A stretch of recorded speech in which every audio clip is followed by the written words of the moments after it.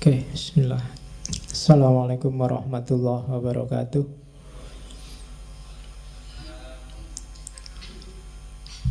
Bismillahirrahmanirrahim. Alhamdulillahi rabbil alamin. Alhamdulillahi nahmaduhu wa nasta'inuhu wa nastaghfiruh.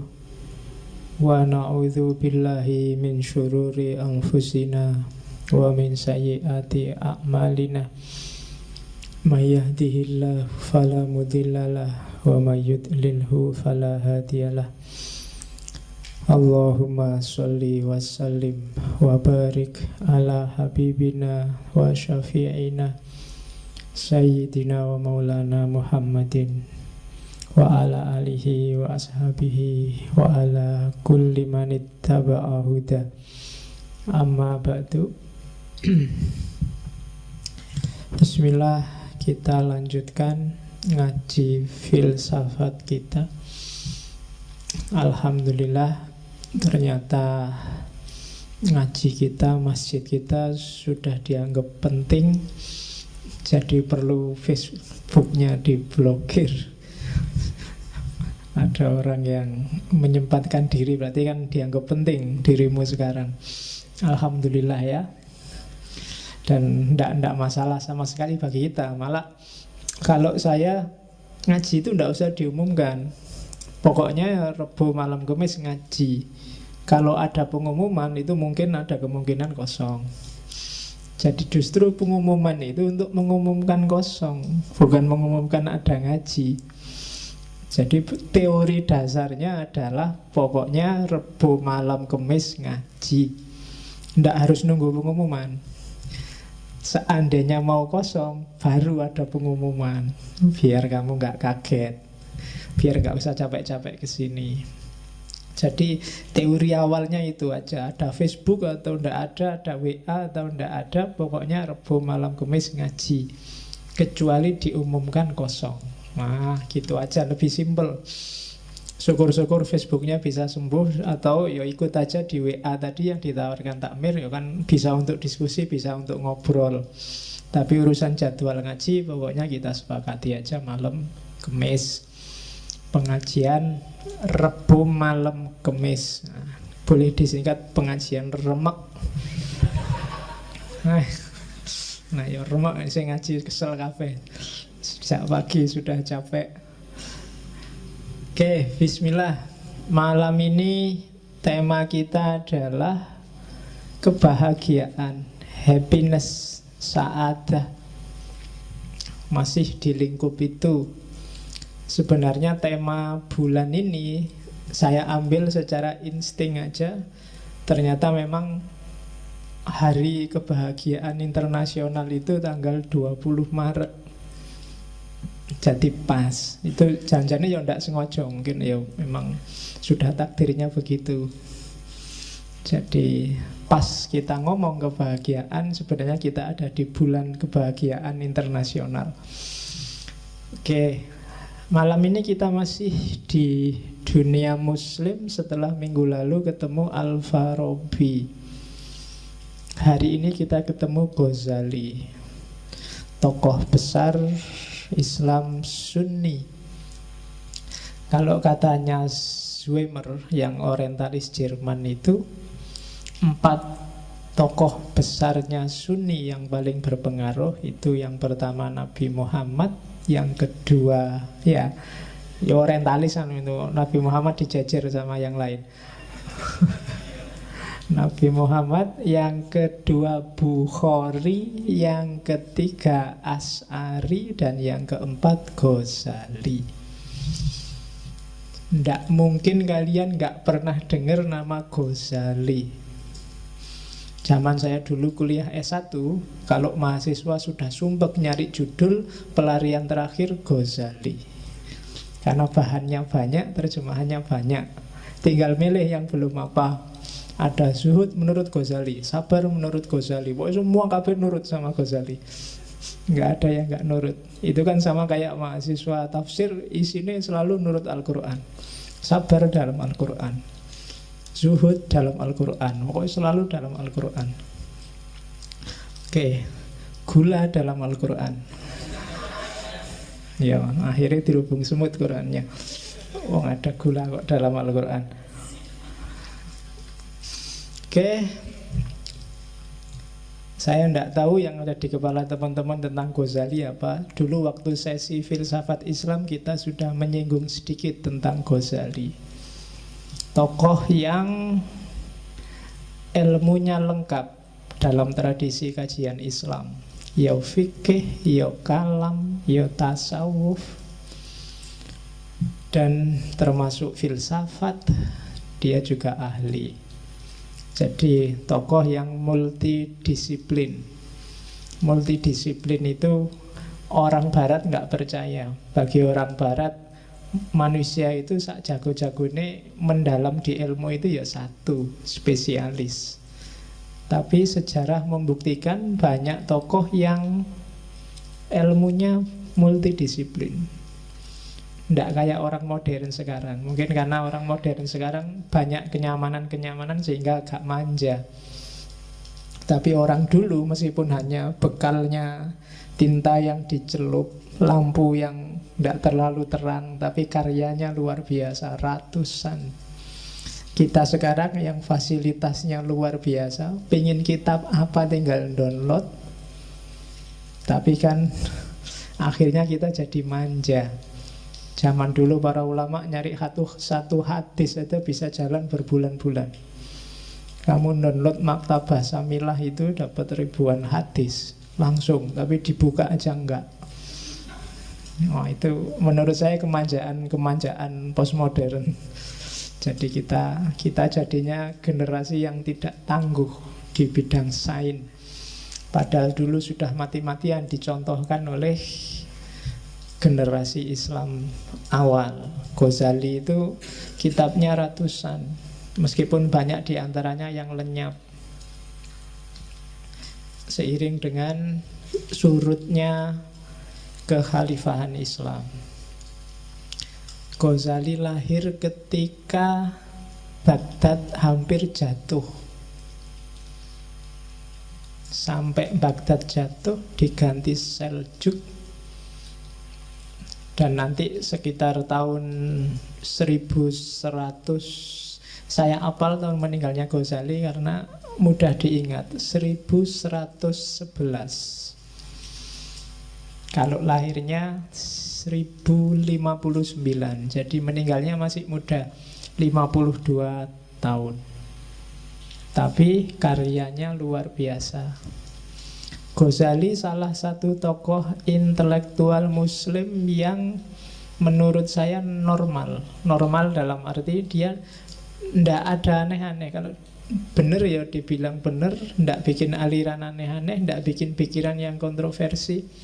Tulisannya juga, dia filosofatnya sangat tinggi, tasawufnya sangat tinggi, tapi kalau dia nulis, dia paham audiennya. Jadi kitab-kitabnya Ghazali itu lumayan mudah dipahami. Saya membayangkan nanti kita ada sesi khusus 1 bulan ngomong Ghazali. Kita ambil 4 kitabnya yang bau filsafat. Yang pertama jelas Tahafut. Yang kedua Tahafutul Falasifah. Yang kedua Al-Munqidh Minadh Dhalal. Yang ketiga Maqasidul Falasifah. Yang keempat mungkin bisa Qistosul Mustaqim, atau kita cari yang lain seandainya ada yang lebih berbau filosofis, tapi next time, pada saatnya, kalau moodnya ada ya. Karena mood itu kan nunggu ilham dari atas. Sudah saatnya kayak ada beberapa teman yang ngasih pertanyaan ke saya lewat Facebook, ada yang tak jawab, ada yang belum. Ya alasannya simpel, nunggu mood aja. Daripada tak jawab sedang tak mood, nanti nggak nyambung. Atau ada yang nanya apa, tak jawab apa. Karena kalau tak jawab sesuai dengan kebutuhanmu, nanti mungkin kamu nggak akan nyampe. Jadi ada trik-trik kayak gitu. Tapi monggo yang masih mau tanya, cuma sabarlah untuk nunggu jawaban. Terus yang perlu dicatat dari Ghazali, dia awalnya intelektual murni. menjelajah hampir semua keilmuan Islam, dan nanti berakhir dalam tradisi tasawuf. Termasuk kitab yang malam ini banyak kita singgung, Kimia Sa'adah, kimia kebahagiaan. Meskipun slide yang kita tampilkan hari ini ada 1-2 yang saya ambil tidak dari Kimia Sa'adah, tapi dari Mizanul Amal. Beberapa kitabnya Ghazali yang menyinggung kebahagiaan kan setahu saya Kimia Sa'adah, Mizanul Amal, Ihya Ulumuddin, sama Al-Munqidh Minad Dhalal. Cuma yang dominan malam hari ini kita ambil dari Kimia Sa'adah. Ghazali memuncak karir intelektualnya ketika Nizamul Mulk jadi Perdana Menteri. Dan dia mulai susut dalam arti berbalik dari tradisi intelektual kerajaan menjadi tradisi tasawuf itu setelah Nizamul Mulk terbunuh. Itu kan era ontran-ontran. Bagi teman-teman yang suka sejarah, silahkan dibaca betapa kerasnya memang persaingan antara Sunni dan Syiah. Di antara akibat negatifnya itu, nanti kan ada di kalangan Syiah Ismailiyah ada garis keras yang namanya Nizariyah.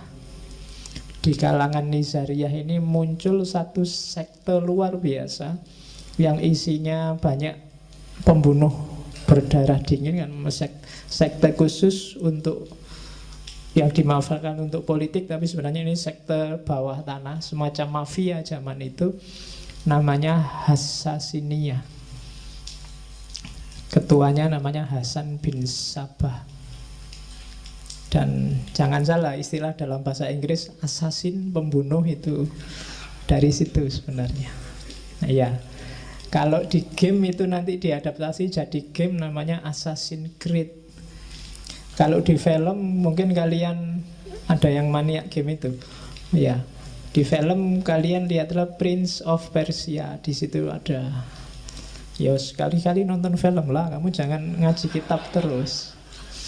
Ya. Jadi itu Hassasiniyah. Dan Hassasiniyah ini nanti yang sukses membunuh Nizamul Mulk. Ini kelompok teroris yang tidak kasar kayak ISIS. Jadi dia tidak nyasar orang-orang awam di pasar-pasar, di jalan-jalan kayak ISIS. Tapi dia kalau sudah target, yang ditarget pimpinan-pimpinan. Jadi zaman itu kalau dia sudah ngincer pimpinan, khalifah atau gubernur, itu biasanya dikasih, dia ada biasanya senjata andalannya pisau kecil itu. Jadi dia bisa menyusup kemana-mana dan gak ketahuan. Jadi biasanya kalau gubernur yang diincer itu tiba-tiba pagi-pagi di atas bantalnya sudah ada pisau itu. Itu alamat sampean sedang tak awasi, tidak akan selamat dari tanganku kalau tidak sesuai yang dia inginkan. Misalnya kalau tidak mengakhiri kerjasama dengan siapa, kalau tidak melakukan apa. Jadi pisau yang ditaruh di bantal itu menunjukkan bahwa lingkungan orang dalam sudah ada yang jadi anggotanya Hassasiniyah, atau ada penyusup ke situ. Jadi sudah nggak tenang hidupnya kecuali tuntutannya dipenuhi. Jadi, dan kalau memang nggak dipenuhi, ya akhirnya tewas kayak Nizamul Mulk. Yang sempat diancam kayak gitu Salahuddin Al-Ayyubi, meskipun dia selamat. Jadi Salahuddin Al-Ayyubi itu ceritanya waktu dia tidur, tiba-tiba di atas perutnya sudah ada pisaunya kelompok Hassasiniyah. Meskipun kemudian dia menyerbu bentengnya Hassasiniyah yang namanya Benteng Alamut. Orang Barat kenal Hassasiniyah itu dari ceritanya Marco Polo. Marco Polo yang sempat kabarnya diajak ke sana. Dan uniknya kelompok Hassasiniyah ini kalau merekrut orang itu militansinya luar biasa, karena nganggap Hasan bin Sabah ini orang yang punya hubungan khusus sama Tuhan. Jadi ada cerita, saya nggak tahu benar apa enggak. Jadi kalau misalnya sampean direkrut, itu biasanya dibikin mabuk, dibikin teler sampai pingsan, terus dibawa ke bentengnya. Cuma di situ bentengnya dimodel kayak surga, ada bidadari, ada makanan enak, ada. Jadi waktu pingsan terus sadar dia, jangan-jangan ini di surga ya. Terus manut sama Abdullah bin Hasan bin Saba datang, ya kamu sekarang jadi anggota kita. Kalau kamu taat, hidupmu kayak di surga ini terus menerus. Nah, jadi caranya halus, tidak kayak ISIS zaman sekarang. Kalau ISIS bagi saya kasar. Jadi prinsipnya Hasasin itu pembunuhan yang tidak perlu, tidak usah. Jadi yang memang harus dibunuh, dibunuh. Kalau enggak, ya enggak. Jadi daripada bunuh orang banyak, kalau enggak suka sama Obama misalnya, ya langsung aja ditarget Obama. Obama tewas kan selesai. Enggak suka sama Jokowi, ya Jokowi aja. Ya, daripada demo tawuran di jalan, ya langsung aja target aja sama. Loh, itu contohnya. Dan di era kekacauan politik kayak gini nanti Ghazali melakukan konversi dari tradisi intelektual istana jadi tradisi sufi. Dalam cerita dia 10-12 tahun mengembara uzlah. Dan disitulah nanti karya-karya sufi besarnya lahir, termasuk Kimia Usa'ada. Kimia Usa'ada ini termasuk karya-karya paling akhir setelah Ihya Ulumuddin. Jadi semacam klimaksnya. Dan ada cerita kenapa dia konversi dari tradisi intelektual ke tradisi sufi, karena dia tertarik oleh ilmunya adiknya. Adiknya ini sufi lebih dulu, Ahmad Al-Ghazali. Kalau Ghazali kan namanya Muhammad. Abu Hamid Muhammad bin Muhammad bin Muhammad, 3 kali Muhammadnya, baru Al-Ghazali At-Tusi As-Syafi'i Al-As'ari. Jadi namanya Muhammad, kakeknya namanya Muhammad, kemudian buyutnya juga namanya Muhammad, canggahnya namanya Muhammad. Jadi anaknya namanya Hamid.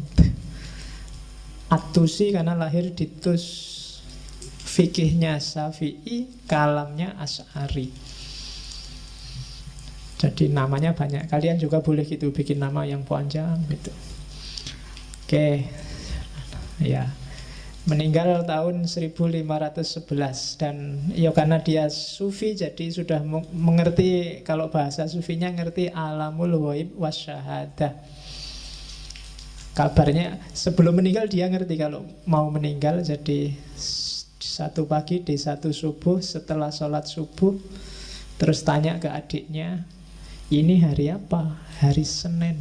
Terus dia ngerti, tolong aku ambilkan kain kafan.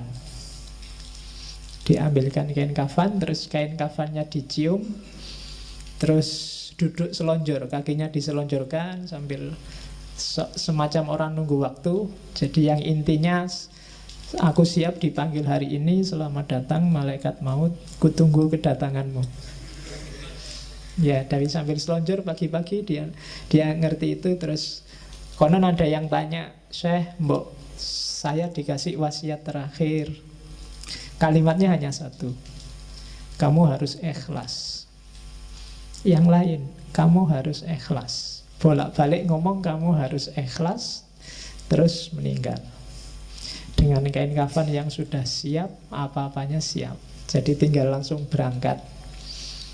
Nanti setelah dia meninggal, di bawah bantalnya itu ada surat yang terkenal sekali, berisi syair panjang. Ya antara lain intinya dia ngomong bahwa setelah ini aku pergi, tidak usah ditangisi, karena yang kamu lihat sekarang itu hanya seonggok daging. Jadi aku tidak kemana-mana, aku hanya ganti baju.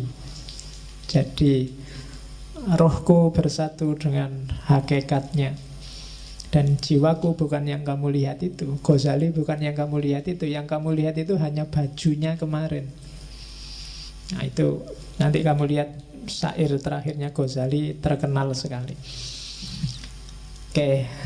Karena Ghazali ngomongnya sering pakai bahasa yang mudah dipahami, kadang-kadang para pengkaji, para intelektual itu menganggap kurang tinggi analisisnya. Tapi menurut saya justru disitulah letak jeniusnya Ghazali. Filosof itu kadang-kadang kelemahannya sebenarnya pikirannya biasa-biasa, cuma cara ngomongnya bulat. Itu menurut saya problem. Itu yang bikin filsafat tidak disenangi orang. Dan Ghazali memecahkan problem itu menurut saya. Sementara yang pinter-pinter lebih merasa keren kalau pikirannya agak bulat. Kalau biasa-biasa aja dia merasa tidak canggih. Jadi filsafat yang gampang itu sering nggak dianggap menarik. Sama, tasawuf yang mudah itu sering-sering kalau cuma akhlak kayak gitu kurang canggih teorinya. Lebih canggih, wah datul wujud apa-apa gitu loh. Kan orang sering begitu. Oke, kita lihat ya kayak gimana Ghazali ngomong tentang kebahagiaan. Sebenarnya nanti hampir semua tokoh teorinya mirip-mirip, termasuk kemarin Plato, kemudian Farabi, dan hari ini Ghazali. Kita lihat bagaimana Ghazali menerjemahkan pikiran-pikirannya Plato yang kemarin jelimet atau Al-Farabi dalam bahasa yang lebih sederhana dan lebih mudah dipahami. Oke, kalau ini dari Mizanul Amal. Jadi katanya Ghazali, ya pingin bahagia itu simple. Kita sudah punya semua fasilitasnya. Allah sudah ngasih kita. Apa yang dikasih? Kenikmatan duniawi dan kenikmatan ukhrawi. Semuanya nikmat. Yang pertama, ini ranking 1, 2, 3, 4, 5 itu ranking. Ranking paling atas itu nikmat ukhrawiyah, nikmat besok di akhirat. Sukar dijelaskan, percayalah saja. Karena kalau dijelaskan, penjelasannya pasti tidak bisa eksak. Hasilnya biasanya malah debat. Besok di akhirat kayak gimana? Berapa ya dinginnya surga? Berapa ya panasnya neraka? Kira-kira di surga itu kalau pakai AC itu berapa PK kira-kira? Yang itu susah membayangkan. Ngomong yang eskatologis itu hanya bisa dipercaya. Tapi di sana digambarkan nikmat luar biasa. Cuma kenikmatan surga tidak akan bisa dicapai kalau kita tidak ketemu dengan nikmatnya jiwa, keutamaan nafsiyah. Kalau di dunia ini jiwamu galau, tidak tenang, entah karena apa, tidak mutmainnah, ya kamu tidak akan ketemu kenikmatan ukhrawi. Makanya kan di Al-Fajr itu, ya ayyatuhan nafsul mutmainnah. Kalau makomnya jiwamu belum nyampe mutmainnah, kamu tidak akan ketemu nikmatnya ukhrawi. Jadi jiwamu harus stabil dan nikmat dulu. Kalau di Mizanul Amal, cari nikmatnya jiwa gimana Pak? Yang pertama akalmu, dia akan merasa nikmat dengan ilmu. Jadi kita punya akal, bagian dari jiwa kan akal itu. Dia akan nikmat kalau dapat ilmu. Maka sering-seringlah ngasih gizi ke akalmu dengan ilmu. Semakin banyak dia dikasih suplemen ilmu, semakin dia akan merasa senang dan aman. Paham itu bikin tenang, tidak paham itu bikin galau. Teori paling gampang itu. Maka akalmu kasihlah dia kenikmatan dengan ilmu. Terus dirimu, maksudnya kedirianmu, pribadimu, bikinlah dia nikmat dengan warok. Warok itu menjaga diri. Jangan ngawur hidupmu kalau pengen tenang. Ya rumus paling gampang, jangan lakukan yang haram, yang maksiat, jauhi yang syubhat. Kalau kalian jauh dari tiga hal ini, pribadimu akan merasa tenang. Jangan ketipu oleh enak sementaranya yang haram dan yang maksiat, apalagi yang syubhat. Jadi kalau akalmu selalu dapat suplemen ilmu dan dirimu terjaga dari yang jelek-jelek, kamu akan nyaman, jiwamu akan tenang.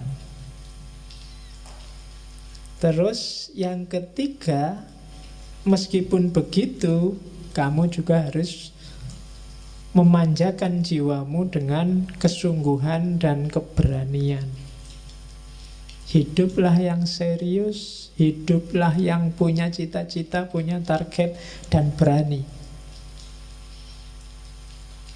Yang keempat, adil. Adil itu hiduplah secara proporsional, baik di level fisik maupun di level rohani. Jadi proporsional itu ya yang harusnya 10 dikasih 10, yang harusnya 1 dikasih 1. Fisik itu adil, kalau sehari butuh makan 3 kali ya dikasih 3 kali. Itu adil. Rohani itu adil ya sesuai dengan kebutuhanmu. Misalnya sudah waktunya nikah ya nikah aja. Sudah jatuh cinta waktunya pacaran ya jatuh cinta aja, enggak apa-apa. Enggak usah dibendung-bendung, saya anti pacaran Pak, enggak mau jatuh cinta Pak. Kalau jatuh cinta ya jatuh cinta aja, kenapa enggak? Wong itu fitrah. Yang enggak boleh kan melampiaskannya kayak gimana. Tapi yang fitrahmu untuk suka pada lawan jenis, bukan yang sesama jenis loh ya, itu penuhilah, enggak apa-apa. Kalau ini terpenuhi, kamu akan utama jiwamu, nafsiyahmu tenang, mutmainnah. Baru kamu dapat kenikmatan ukhrawi.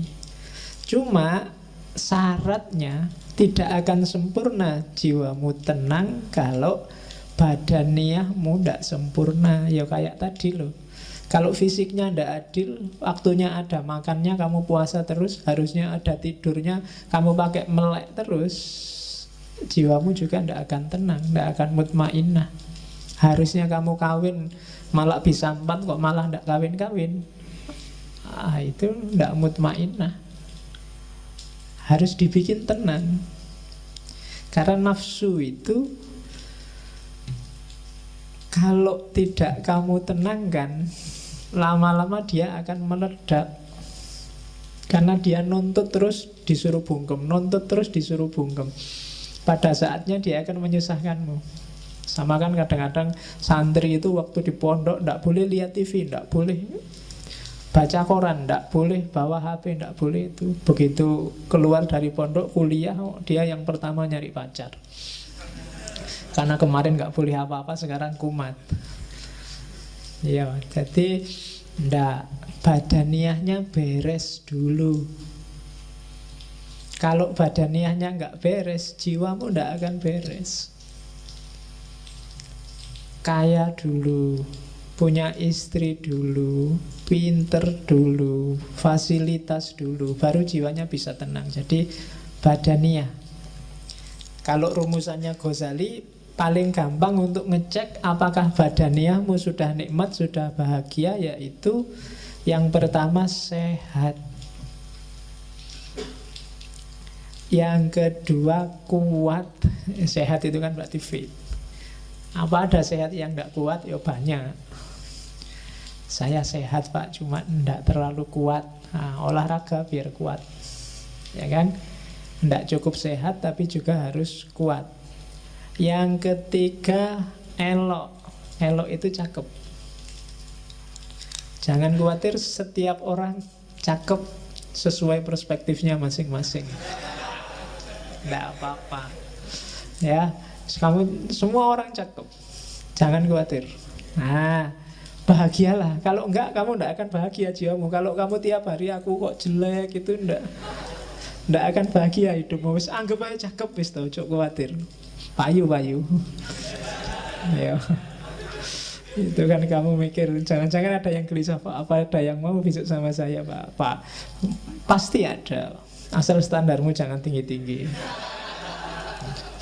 Ya, jadi sehat, kuat, cakep, dan yang terakhir, yakinlah bahwa kamu panjang umur. Tenang mesti kamu. Sehat. Ketika kamu sehat kan kamu ceria, sayang. Kuat, kuat juga gandengannya sehat. Mau apa-apa sanggup, itu kan kuat. Jalan kemana, ayo. Cakep. Jadi kamu merasa pokoknya tidak ada celahnya diriku ini. Allah ngasih aku lengkap, alhamdulillah. Dan panjang umur. Orang yang merasa punya kualifikasi 4 ini secara badaniyah, maka dia sebenarnya sedang bahagia secara fisik. Cuma selanjutnya, untuk nikmat badaniyah kita butuh kenikmatan eksternal dari dunia di luar diri kita. Kita butuh punya harta, itu kan di luar. Kita butuh punya keluarga, itu di luar. Kita butuh dihormati orang, itu juga dari luar. Jadi kita butuh kenikmatan dari yang di luar diri. Dari kenikmatan di luar diri itulah diri kita akan merasa nikmat secara fisik. Dari nikmat secara fisik itu kita akan nikmat secara rohani, secara jiwa. Dari kenikmatan rohani itu pada akhirnya secara ukhrawi nanti kita juga akan nikmat. Cuma kenikmatan dari luar itu butuh pelengkap luar yang sangat luar, apa bahasanya? Yaitu apa? Kenikmatan taufikiyah. Kenikmatan yang menunjukkan kalian merasa bahwa Allah itu sayang padamu dan ngasih banyak padamu. Sebagus apapun kehidupanmu hari ini, kalau kamu merasa dicueki Allah, atau apalagi Allah benar-benar cuek padamu, kamu gak akan dapat merasakan kenikmatan apapun. Kamu melakukan korupsi, enak loh korupsi itu. Kamu dapat banyak uang, mau apa aja bisa. Tapi karena kamu tahu bahwa dengan kamu korupsi ini Allah tidak akan ridho padamu, maka tidak jadi nikmat.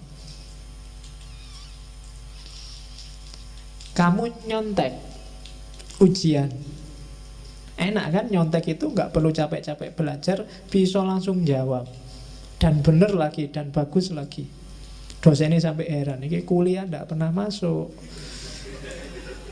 makalah ndak jelas, disuruh ngomong apa juga temennya nggak paham, tapi jawabannya sip, akhirnya dikasih A. Tapi karena kamu ngerti itu nyontek, A-mu itu bukan sumber kebahagiaan. Kenapa? Karena kamu ngerti bahwa sebenarnya Allah ndak ridho dengan nyontekmu.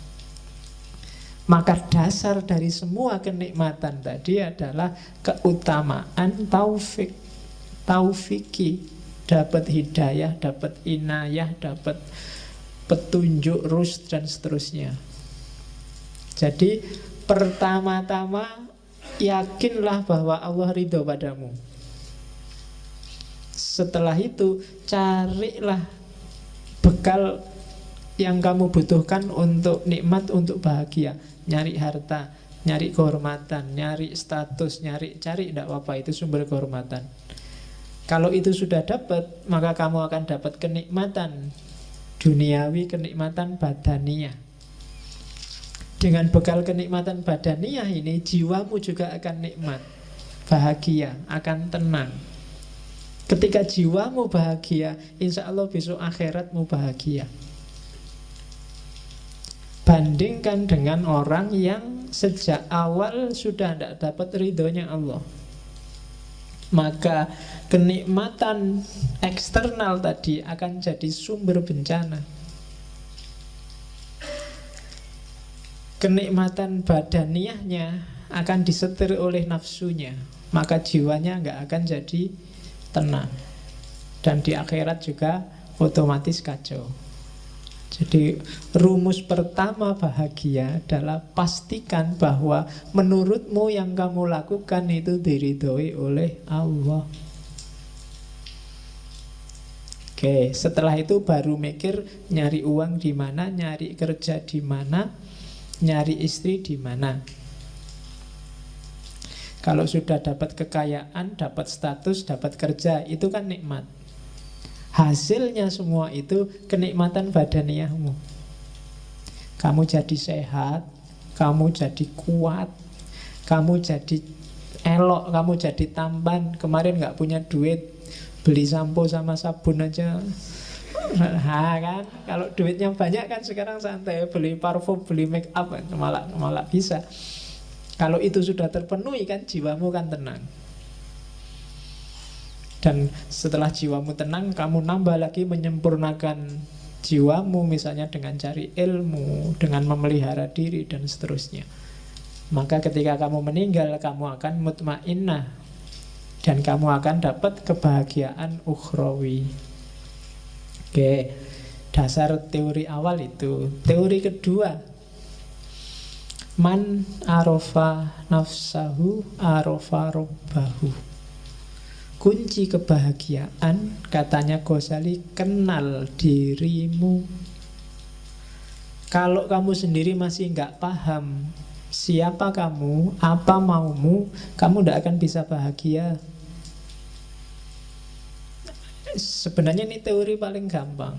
Kalau kamu nggak ngerti selera makanmu, janjane misalnya makanan yang kamu sukai apa sih, kalau kamu nggak ngerti, ya kamu nggak akan bisa membahagiakan dirimu, kamu sendiri nggak ngerti. Cara paling gampang untuk bahagia ya membaca dirimu sendiri dulu. Katanya Ghazali di bagian awal Kimia Usa'adah itu, ia yang mengenal dirinya, ialah yang akan merasakan kebahagiaan sejati. Mungkin selama ini kamu gak bahagia karena kamu gak kenal dirimu. Sebenarnya kamu suka misalnya baju-baju tipis, tapi karena kamu gak kenal dirimu, kamu lihat orang lain pakai baju-baju tebal, pakai baju-baju jubah, kamu anggap itu yang enak, dan kamu tiru, ya ndak enak akhirnya. Kamu nggak nemu kebahagiaan di situ. Jadi kenali dirimu dulu deh. Kenapa kok kita nggak kenal diri, katanya Ghazali, biasanya ketutup oleh hasrat, oleh hawa nafsu, oleh karakter-karakter binatang kita, oleh keinginan menaklukkan yang lain, oleh keinginan jadi idola, oleh keinginan macam-macam. Itu yang bikin kita nggak kenal. Padahal kamu seleranya cuma nasi kucing, tapi karena ingin dianggap keren, kamu milih restoran-restoran mahal yang ada steak, ada apa. Padahal begitu lihat steak kamu janjane mau muntah. Coba nganan opo itu, tapi yo biar dianggap keren, terpaksa kamu sambil nutup hidung dimakan. Nggak enak karena kamu nggak kenal dirimu sendiri. Ketutup hasratmu untuk dianggap anak gaul. Sebenarnya pakai jin itu mungkin kamu tersiksa luar biasa, wong meletet kayak gitu gimana. Tapi kalau nggak pakai jin nggak keren, Pak. Padahal kan yang paling keren itu kan menurut saya kan pakai sarung paling enak. Longgar, ISIS kan. Loh iya kan?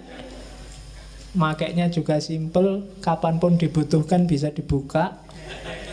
Bayangkan kamu pakai jin, ke kamar mandi sudah tak sumpek, kalau coba pakai sarung tinggal diangkat, wes selesai. Nah iya kan? Loh, itu kecenderungan jiwamu, tidak bisa dibohongi. Jadi kenali dirimu. Oke. Terus dan jangan salah, katanya Ghazali, mengenal diri itu manfaatnya dua. Begitu kamu jernih membaca dirimu, semakin ke dalam, semakin ke hakikat sebenarnya siapa itu manusia, justru di paling dasar kamu akan ketemu gambarnya Tuhan. Ya kan? Karena Allah memang yang membedakan manusia dengan yang bukan manusia kan wa nafakha fihi min ruhi. Dalam diri kita ditiupkan ruh dari Allah. Dan itu citranya, gambarnya ruh dalam diri kita, itu gambarnya Allah. Jadi begitu kamu kenal dirimu yang sejati, hakikatnya kamu kenal Allah. Jangan dibayangkan, kalau mau lakukan, bersihkan dirimu sebersih-bersihnya, singkirkan dari debu-debunya. Ghazali kan yang terkenal bikin analogi cermin itu kan. Semakin nafsu menguasaimu, semakin gelap cerminmu. Kayak kamu maksiat sekali, ada titik hitam satu. Semakin banyak maksiat, titik hitamnya semakin banyak. Sehingga kamu tidak bisa sudah lihat ke dalam dirimu. Akhirnya kamu tertipu oleh titik-titik hitam itu. Kamu anggap yang penting yang titik-titik hitam itu. Padahal kalau kamu bisa bersihkan itu, kamu sisihkan itu semua, kamu akan melihat bahwa sebenarnya itulah hakikat dirimu dan sekaligus itulah Tuhanmu. Oke, jadi kunci bahagia pertama, kenali dirimu. Saya tidak tahu pernah nggak teman-teman sekali-sekali mikir tentang dirimu sendiri. Mungkin paling tidak kayak tadi, nanti kalau ada waktu ya bikin semacam muhasabah, semacam tafakkur. Tipe orang kayak gimana sih kamu itu? Yang kamu sukai apa, yang tidak disukai apa? Cita-citamu apa saja? Keinginanmu apa saja? Terus kamu cek, ini keinginan ini sifatnya kayak gimana sih? Positif apa negatif? Kalau negatif, kenapa kok negatif? Sumbernya dari mana? Dan akhirnya mau jadi apa? Wah, itu muhasabah namanya. Jadi yang pertama, kenali dirimu deh. Siapa kamu? Ya kalau orang perang itu kan harus ngerti posisinya. Kalau kamu nggak ngerti posisinya, gawat. Ya kan? Di rumah aja kan kamu harus ngerti posisi. Kamu itu anak, opo bapak, opo ibu, opo adik, apa kan harus jelas. Kalau kamu di rumahmu anak tapi merasa kayak bapak, kan gawat. Ya nanti malam-malam masuk kamar ibu lo. Posisimu anak bukan bapak. Lah ya kan, harus jelas. Nah, itu maka kamu dalam hidup ya gitu harus muhasabah. Jangan-jangan kamu itu teman, apa sahabat, apa pacar, apa musuh kan juga harus jelas. Biar menyikapinya juga enak. Maka know yourself. Ini kan pesannya Socrates yang paling awal kan, kenali dirimu. Ya, itu kalimat-kalimat di Kimia Usada. Coba deh kalau sanggup tanyakan, siapa aku dan dari mana aku datang? Kemana aku akan pergi? Apa sih tujuan kedatanganku dan persinggahanku di dunia ini? Di mana sih kebahagiaanku dapat ditemukan? Tanyakan itu, coba jawab. Ini PR-mu nanti malam. Ya sambil nonton sepak bola kalau ada, ini dijawab. Kira-kira siapa sih aku itu? Dari mana aku datang? Kok tiba-tiba aku ujuk-ujuk ada di sini itu loh? Apa kebetulan atau Allah ngasih misi apa sih aku ditaruh di bumi ini? Kok aku dilahirkan di Jogja? Kok aku dilahirkan di Sumatera? Kok aku dilahirkan Jawa Timur? Kok aku kira-kira disuruh membawa misi apa sama Allah? Nah itu muhasabah. Dan Ghazali wanti-wanti, diinget-inget ya, dalam dirimu secara umum itu ada 3 aktor. Ada 3 variabel yang harus hati-hati kamu gunakannya. Begitu salah dosis, hidupmu kacau. Yang pertama adalah unsur hewan, kehewanan, yang kedua unsur setan, dan yang ketiga unsur malaikat. Tiga-tiganya penting. Kamu butuh unsur hewan. Kalau kamu nggak punya unsur hewan, gawat. Kamu nggak punya ambisi, nggak punya cita-cita, kamu akan jadi orang yang pasif, nggak kreatif. Mungkin kamu bisa nggak punya anak kalau nggak punya unsur kehewanan. Karena, wah saya nafsu kayak gitu, enggak lah Pak, malah gawat. Harus punya yang itu. Cuma dosisnya dan caranya diatur. Jangan sembarangan.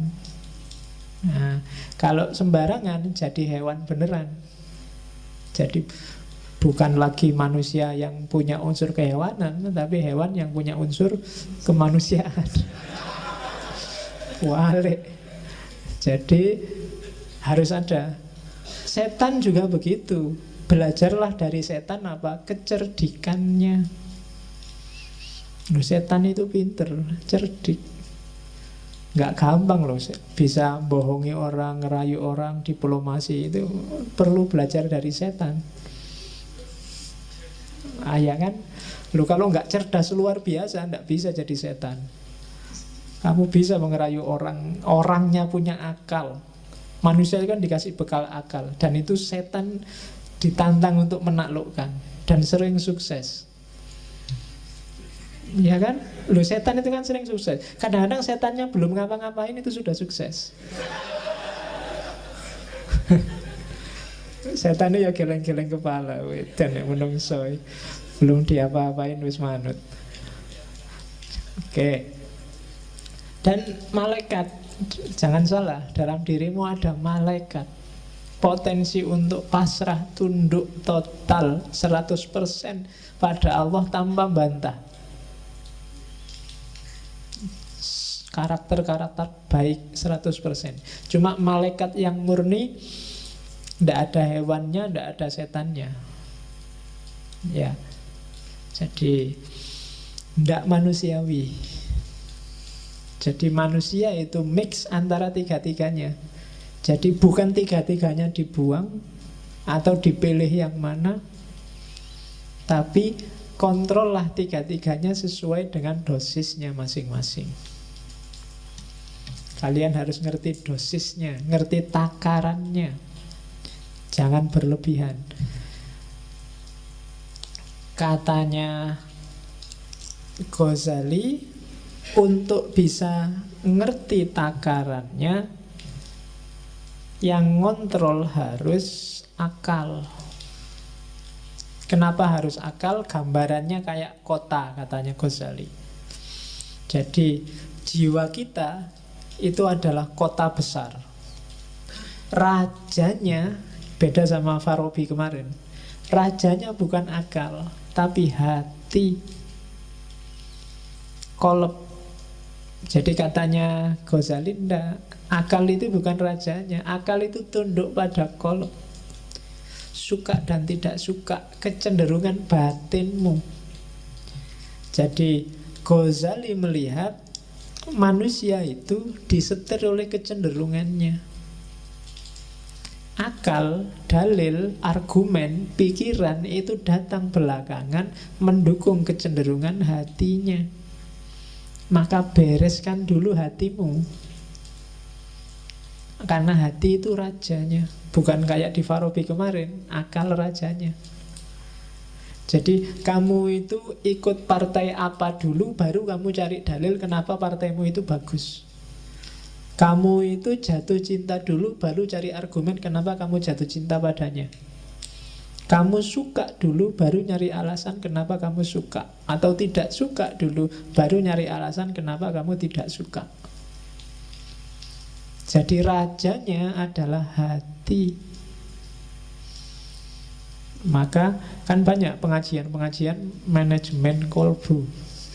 Nah, itu bahas raja. Ya besok kita bikin tandingannya, manajemen akal. Ya. Jadi tugasnya akal apa? Akal panglima perang. Hati itu tugasnya ngasih nasihat, berfatwa. Sementara pekerjanya,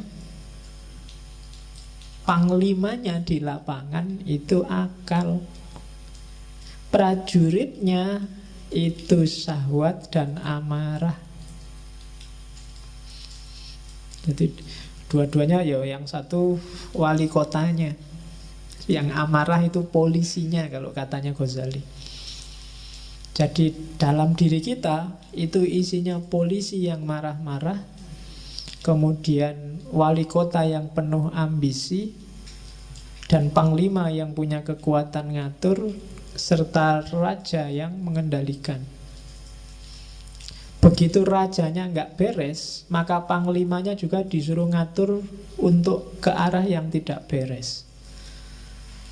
Syahwat akan jadi penguatnya, karena dari situ muncul ambisi hasrat. Kemudian kekuatan amarah jadi pendorongnya. Jadi hati-hati, makanya hati harus lembut, baru yang lain ikut lembut. Kalau hati kasar, akalmu juga akan mengarah pada kasar, syahwatmu juga dikontrol oleh kekasaran, dan amarahmu akan semakin menyala. Jadi maka katanya Ghazali, amankan kota jiwamu. Pertama-tama bereskan hatimu, kemudian perintahkan panglima untuk mengendalikan wali kota dan polisi. Kalau enggak, ya alamat kotamu kacau balau. Jangan sampai nanti nafsunya memberontak mengalahkan hati, dan akhirnya nafsunya yang jadi raja. Juga jangan sampai polisinya, amarahnya yang jadi raja.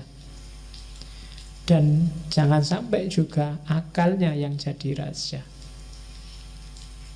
Yang harus jadi raja hatinya. Oke. Terus karena itu katanya Ghazali, itu kalimat tak copy paste, hati-hatilah kalau kebahagiaanmu hanya karena urusan makan, minum, dan semua kebutuhan biologis, maka kamu termasuk kelompok bahaim. Kalau kebahagiaanmu terletak pada menang kalah, siapa ranking 1, siapa ranking di bawahnya, siapa yang statusnya tinggi, siapa yang statusnya rendah, maka kita adalah binatang, tapi binatang yang sabuiyah, binatang liar. Kalau tadi bahaim itu binatang ternak, peliharaan. Kalau hidup kita yang bikin kita bahagia adalah tipu daya, muslihat, mencurangi orang lain, maka kebahagiaan kita adalah kebahagiaan jenis kebahagiaannya setan. Dan kalau yang bikin kita bahagia hanya urusan kita menyembah pada Allah, ibadah, tidak membangkang sama sekali, maka kita ada di level malaikat. Bagus tapi tidak manusiawi. Jadi hati-hati, jangan jadi binatang ternak, jangan jadi binatang pemburu, jangan jadi setan, juga jangan jadi malaikat. Nah, susah ya kalau dilarang jadi malaikat. Kamu mesti komplain, loh malaikat kan bagus pak. Enggak, kita oleh Allah disuruh jadi manusia. Kalau manusia berarti yo ada bahaimnya dong. Yo kita butuh makan, butuh minum, butuh yang itu juga, ya kan? Ya. Padahal aku ngomong yang itu loh ya, kamu kok pikirannya ke sana. Isi pikiranmu berarti yang itu. Aku nggak ngomong apa-apa loh. Terus sabuiyah, kalau yang ada di pikiranmu sekarang, kapan ya aku ranking 1, kok kalah terus aku, rankingku ranking 40 terus. Yang di pikiranmu itu, kapan aku menang ya, kapan status sosialku tinggi ya, kapan aku, itu berarti yang menang dalam dirimu adalah sabuiyah. Kalau yang ada di pikiranmu urusan muslihat, trik-trik gimana caranya aku bisa sukses, gimana caranya aku bisa kaya, trik-trik kayak gitu, maka kita ada di levelnya setan. Tapi kalau yang ada dalam dirimu, pokoknya kita harus pasrah 100% pada Allah. Ibadah jangan sampai putus, yang nggak boleh bantah Allah sedikit pun. Itu berarti kita sudah nyampe makom malaikat. Dunia sudah tak tinggal, pokoknya aku hanya Allah saja. Ya enggak apa-apa, itu berarti makomnya malaikat. Cuma kalau malaikat enggak ada bahaimnya, kamu puasa terus, kamu sholat terus, tanpa makan, tanpa ngopeni hidup dunia juga enggak manusiawi. Enggak ada sabuiyahnya. Kamu enggak punya hasrat, enggak punya ambisi, enggak punya cita-cita, kamu juga enggak manusiawi. Enggak akan bisa menjalankan perintahnya Allah untuk jadi khalifah di muka bumi. Kalau kamu ndak kayak setan, ndak cerdas, ndak kreatif, ya kan? Licik itu bagus untuk hal yang baik. Setan itu kan untuk hal yang jelek. Licik itu kan berarti mikir, nyari celah yang orang lain nggak melihat. Oh, itu untuk hal-hal yang bagus. Kamu namanya kreatif.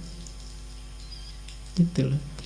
Ya kayak Hasan bin Sabah tadi kan, Hasasin kan, dia nggak bunuh kan, itu kan pinter. Karena jahat maka namanya licik. Tinggal naruh pisau di bantalnya musuhnya, sudah selesai.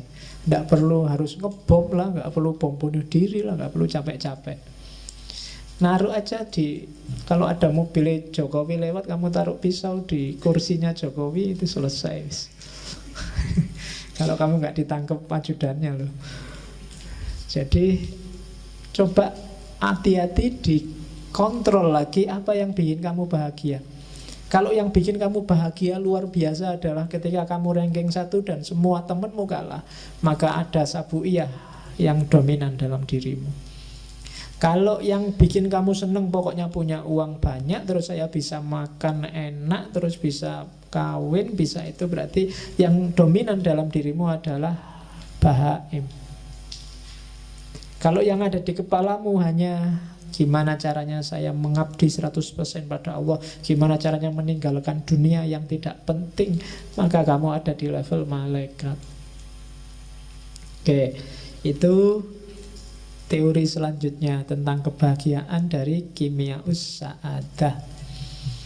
Oleh karena itu, katanya Ghazali, untuk bahagia waspadai 2 hal dan penuhi 1 hal. Waspadai syahwat dan amarahmu, dan carilah bekal ilmu.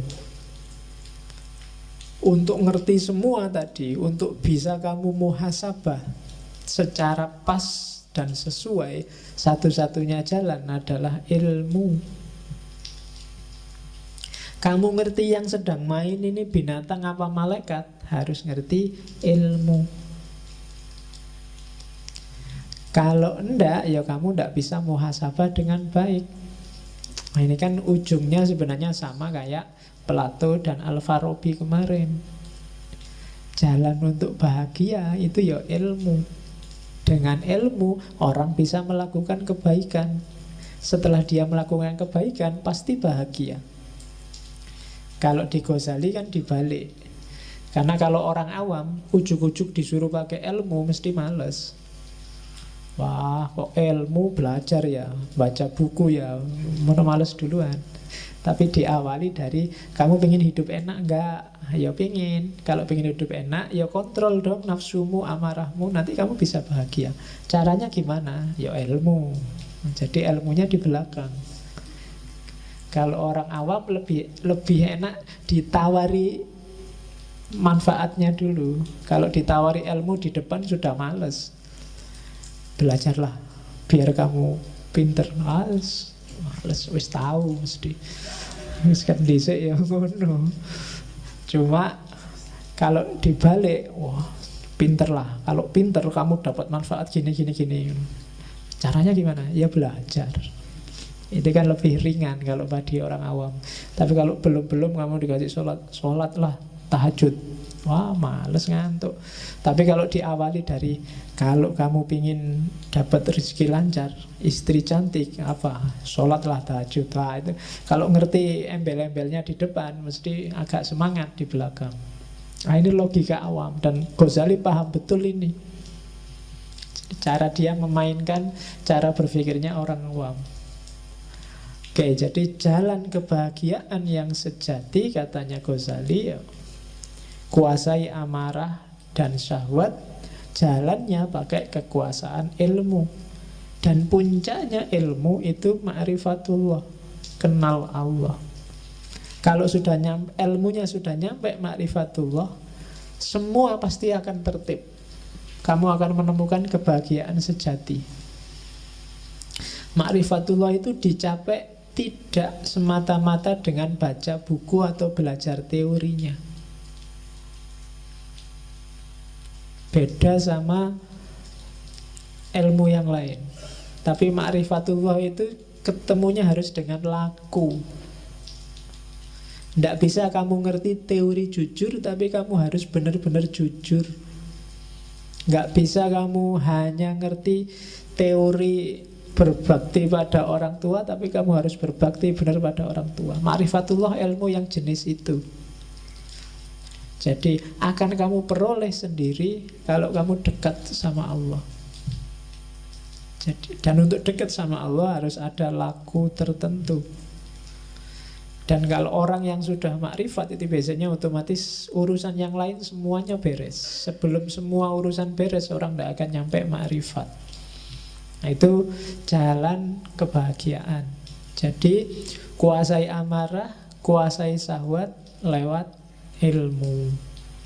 Harusnya semakin pinter orang, semakin berkualitas hidupnya, dan semakin dia merasa bahagia. Kalau kamu merasa semakin pinter, wawasanmu semakin banyak, kok hidupmu semakin sumpek, ada yang salah dengan prosedurmu cari ilmu. Silahkan kamu muhasabah sendiri. Pak, saya ngaji filsafat mulai tahun lalu itu perasaan nggak berkembang apa-apa itu, Pak. Ya coba dicek lagi deh, jangan-jangan ada yang salah. Jangan-jangan yang kamu incar dari ngaji ini bukan ilmunya, kopinya mungkin. Iya. Jangan-jangan cuma nyari kopi gratis. Jangan-jangan daripada nganggur. Jangan-jangan, banyak jangan-jangannya makanya. Maka dicek lagi. Terus ini saya ambil yang bahasa Inggris terjemahannya. Cara untuk menguasai amarah dan nafsu tadi. Kalimatnya Ghazali bagus. Oke, itu saya kasih foto yang itu karena Ghazali Tus itu daerah Persia, dan orang Persia, orang Iran itu biasanya tinggi, besar, gagah, dan brewokan. Ganteng-ganteng, gak kayak orang Indonesia. Kecil, pesek, terus ngeyelan, cerewet. Orang sana gagah-gagah, kalau ngomong aja mantep. Ya, katanya Ghazali, declare your jihad on certain enemies you cannot see. Katanya Ghazali, deklarasikanlah jihad terhadap 13 musuhmu yang tidak terlihat. Egoisme, arogan, conceit, egoisme, sombong, angkuh, selfishness, merasa benar sendiri, merasa bagus sendiri, merasa menang sendiri, greed, tamak, lust, tamak, intolerance, anger, marah, bohong, cheating juga bohong, gossiping, siapa yang seneng gosip, slandering. Dan 13 itu, if you can master and destroy them, kalau kamu bisa menguasai dan menaklukkan 13 musuh itu, then will be ready to fight the enemy you can see. Maka kamu akan siap mengalahkan semua musuh yang terlihat. Kalahkan 13 yang tidak terlihat itu.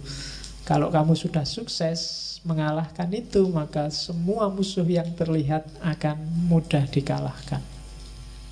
Nah, rumusnya itu. Kalau dibaca enak, dirasakan juga mantep, dijalani yang agak susah. Yo jihad, makanya katanya Ghazali jihad dong. Declare yo jihad. Deklarasikan jihad untuk melawan ini. Jihad berat, makanya katanya Nabi, jihad yang lebih berat daripada perang Badar loh. Perang Badar itu kan berat luar biasa. Berapa ratus orang melawan 10 ribuan orang. Sudah berat gitu katanya Nabi, ini cuma jihad kecil. Ada yang lebih besar. Nah, apa? Mengalahkan dirimu sendiri. Dan katanya Ghazali, ya taklukkan 13 itu. Kalau kamu sudah bisa menaklukkan 13 itu, maka kamu akan siap menaklukkan semua yang lain. Kuncinya bahagia. Oke, terus. Nah, puncaknya bahagia nanti katanya Ghazali tadi ma'rifatullah. Kalau orang sudah ma'rifatullah, kebahagiaan sejatinya justru ketika dia dekat dengan Allah, mencintai Allah. Selama ini sebenarnya pikiranmu masih terjebak materi. Kalau kritiknya Hussein Nasr, itu yang bikin kamu susah mencintai Allah. Bagi kamu yang dicintai itu harus cantik. Dan rumusmu tentang cantik adalah yang kulitnya putih, rambutnya panjang, kan itu. Nanti ketemunya kuda yang warnanya putih. Lah ya kan kulitnya putih, rambutnya panjang. Oke, jadi jangan terjebak fisik. Coba katanya Ghazali ngajak mikir, coba ya kita renungkan. Mengapa Allah harus jadi cinta kita yang paling puncak? Yang pertama, kalau kita suka segala sesuatu yang bikin kita semakin sempurna. Kamu suka minyak wangi karena minyak wangi bikin kamu semakin sempurna baumu. Kamu suka apa saja, baju bagus karena baju bagus bikin kamu perfect penampilanmu. Padahal katanya Ghazali, coba dipikir, yang bikin semua itu, yang merealisasikan kamu sehingga puncak jadi sempurna, itu kan Allah. Kamu suka orang yang membantumu karena dengan dibantu kamu semakin berkualitas. Kamu suka orang apapun itu nanti yang bikin kamu semakin baik, semakin sempurna. Allah pada puncaknya. Harusnya Allah yang paling kamu sukai katanya Ghazali. Dia harus nomor satu. Rumus kedua, kalau kamu suka pada orang, pada temanmu, pada tetanggamu yang sering berbuat baik padamu, suka jemput, suka nganter, suka SMS, suka mention di Facebook, itu kan berbuat baik. Malam-malam aja tanya, sudah tidur apa belum? Yo, tapi hati-hati kalau sama-sama cowoknya, malah ngewatiri. Loh itu kan berbuat baik. Seneng karena hatimu itu suka kalau ada orang berbuat baik padamu. Dan katanya Ghazali, loh Allah itu justru kebaikannya puncak padamu. Semua dikasih padamu. Fasilitas apapun yang kamu butuhkan untuk hidup di muka bumi ini dikasih oleh Allah. Harusnya kamu jauh lebih suka pada Allah. Yang ketiga, katanya, kalau kamu suka pada orang baik, orang dermawan, kalau tadi kan untuk dirimu, untuk orang lain, kamu suka kan lihat orang, wah bagus ya Jokowi itu nolong orang miskin, wah bagus sekali, orang baik di mana-mana kan bikin kamu suka. Harusnya juga puncaknya juga Allah. Allah itu baik pada siapapun, bahkan yang terang-terangan melawan dia juga Allah baik. Yang tiap hari mencaci maki Allah, orang-orang ateis itu, yang nganggap Allah itu tidak ada, Allah itu jahat, Allah itu menyusahkan orang dan seterusnya. Loh Allah masih berbuat baik pada mereka. Kalau Allah mau, begitu dia ngomong saat itu juga nyawanya hilang, bisa. Tapi kan enggak. Itu kan berarti orang yang baik luar biasa seandainya orang. Maka harusnya jatuh cinta kita pada Allah itu topnya. Kalau cuma manusia, dia ada batasnya. Kalau Allah nggak ada batasnya. Itu argumen keempat. Terus, kalau kamu suka segala yang indah, segala yang cantik, bukankah menurutmu Allah itu maha indah, maha cantik, bahkan maha segalanya, kecuali mahasiswa? Ya, satu-satunya yang maha tapi bukan Allah itu mahasiswa. Nah, itu kan harusnya Allah yang paling kita cintai. Jadi pada puncaknya ternyata ada Allah. Allah itu maha indah, Pak. Ya saya bilang tadi, kamu nggak bisa menangkap kemahaindahan Allah karena pikiranmu terjebak fisik. Susah untuk mencintai sesuatu yang tidak fisik. Itu yang bikin kita susah untuk jatuh cinta pada Allah. Hubungan kita sama Allah selama ini bukan hubungan cinta, tapi hubungan formalitas. Atau jangan-jangan hubungan juragan sama buruh. Kadang-kadang dibalik, kamu merasa jadi juragannya Allah, kamu perintah-perintah. Ya Allah, mbok IP 4, masa nggak bisa 4 aja kan? Itu kan kamu doanya kan gitu, maksa-maksa Allah. Saya ada masalah nih, tolong diselesaikan. Kamu yang berbuat kok Allah suruh tanggung jawab. Ya kan? Kamu perintah-perintah itu, untung Allah nggak ngomong juragannya siapa, buruhnya siapa. Kamu perintah-perintah. Jadi harusnya cintamu yang pertama ada pada Allah. Bikin alam secantik ini, itu sebenarnya salah satu bukti, ya pasti dia maha cantik. Emangnya yang merumuskan ada cowok cakep atau cewek cakep itu kan ya Allah sendiri kan yang bikin rancangan. Dan itu pun dibikin sesuai standarnya manusia. Hewan juga mungkin punya standarnya sendiri. Dan itu kan kecanggihannya Allah. Tidak ada kan hewan jatuh cinta sama manusia misalnya. Ayam ya jatuh cintanya sama ayam perempuan, gak pernah sama cewek cantik. Cowok juga, mahasiswa juga jatuh cintanya sama mahasiswi, gak pernah sama ayam. Kecuali ayam ya kalau yang itu teorimu lebih canggih. Oke, saya kan tidak ngerti yang itu kamu. Kalau di situ saya lugu Mas ya. Oke. Terus. Oke. Terakhir katanya Ghazali, kalau orang mencintai sesuatu karena cocok dengan dirinya, misalnya kamu baik, suka juga sama orang baik. Kamu orangnya suka makan, kamu juga suka sama orang yang suka makan. Kamu orangnya suka humor, kamu senang juga orang sama suka humor, dan seterusnya. Kalau kamu jeli, coba kamu cek bahwa Allah sangat sesuai dengan dirimu, dengan hidupmu. Kamu apa aja, Allah ada mahanya. Kamu adil, Allah maha adil. Kamu suka kedekatan, Allah maha dekat. Kamu suka keakraban, Allah maha akrab. Ya kan, Rauf, Rafiq, dan seterusnya.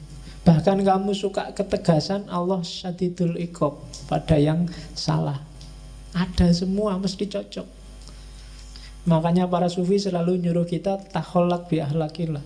Tirulah karakternya Allah. Kenapa kok bisa ditiru? Karena sama, sekufu sama kita meskipun beda level. Jadi Allah maha penyayang, kita menyayangi bisa. Allah maha pengasih, kita mengasihi bisa. Berarti sepadan. Harusnya kita jatuh cintanya sama Allah, katanya Ghazali. Lah kok bisa kita jatuh cinta pada yang bukan Allah? Pasti kamu sedang ketipu, katanya. Kamu ndak pol jatuh cintanya. Kamu masih main di level bawah. Coba pikir lagi, apa sih yang bikin kamu jatuh cinta sama harta? Harta bikin saya enak, Pak. Loh, Allah jauh lebih dari itu. Harta memenuhi kebutuhanku, Pak. Allah sejak dulu sebelum kamu lahir masih di perut ibumu dipenuhi kebutuhanmu. Apa yang bikin kamu jatuh cinta sama lawan jenismu? Ya enak, Pak. Enak apa nih, belum kawin? Ya kan? Loh, Allah berkali lipat bikin kamu enak. Bahkan gak cuma lewat jalur itu, lewat jalur makan, lewat jalur ilmu, lewat jalur minum, lewat jalur persaudaraan, persahabatan, kekeluargaan. Itu kan nikmat-nikmat yang luar biasa. Harusnya kamu jatuh cinta dong pada Allah, bukan pada yang selain Allah. Nah, itu argumennya Ghazali. Nah, ini kalimat tak potong dari Kimia Usa'adah. Kebahagiaan tertinggi bagi seorang awam adalah surga, sementara kebahagiaan tertinggi bagi orang-orang khawas adalah ridhonya Allah.